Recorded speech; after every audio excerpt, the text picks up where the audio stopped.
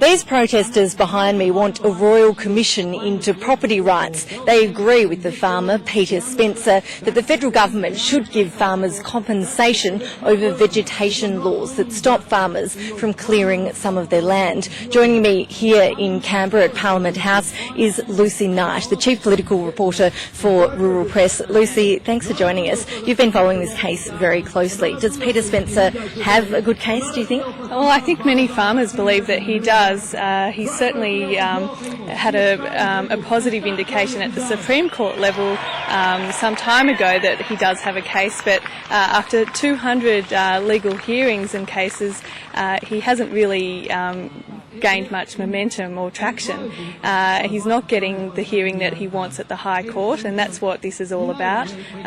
These farmers want that High Court hearing, and they want a Royal Commission into the deeper issue of property rights. While we're talking about Peter Spencer today, the land clearing issue affects thousands of farmers. Many of these people here have lost a lot of money and had their farming opportunities eroded. This is what this case really represents. It's not just Peter Spencer. And the carbon abatement issue is at the crux of the compensation issue. Peter Spencer says that farmers need to be compensated because the government's used these land clearing rules to help meet Kyoto targets. Yes, he's calling it the theft of carbon credits, and since the imposition of land clearing laws in Australia in the 90s, there's been some 70 to 80 million tonnes worth of carbon essentially locked up. Now, if you put a carbon price on that at $25 a tonne, that's $2 billion that we're looking at that hasn't gone to farmers. Say a more generous carbon price of $50 a tonne, that's $4 billion. That's what they're arguing for here.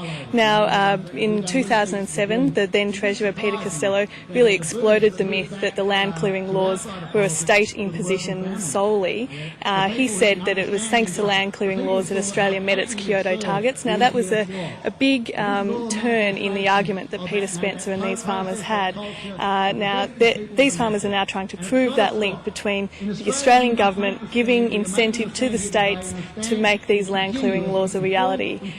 So for the federal government to meet its Kyoto commitments, they're alleging an underhand, behind closed doors deal has been done with the states to stop land clearing. It wasn't just a conservation issue, it had an international implication. But the federal government now doesn't seem like it's going to budge. Kevin Rudd's refusing to meet with Peter Spencer, and it sounds like they're not looking at changing these laws at all. No, it's fairly clear that Kevin Rudd doesn't want to know about this issue. This is a big problem for the government, though. If it wants to have credibility in an emissions trading scheme, if it wants to have credibility with farmers, it needs to address the issue, perhaps starting with a Royal Commission. He says that this is an issue that needs to go through the courts, but the court has basically said that it's for the government now to decide what happens on this issue. So it's certainly been a long-running one and not going to end anytime soon, except, of course, unless we have something tragic happen with Peter Spencer, which we hope doesn't happen. All here are urging for him to come down today. Lucy Knight, thanks for your time. Thanks very much.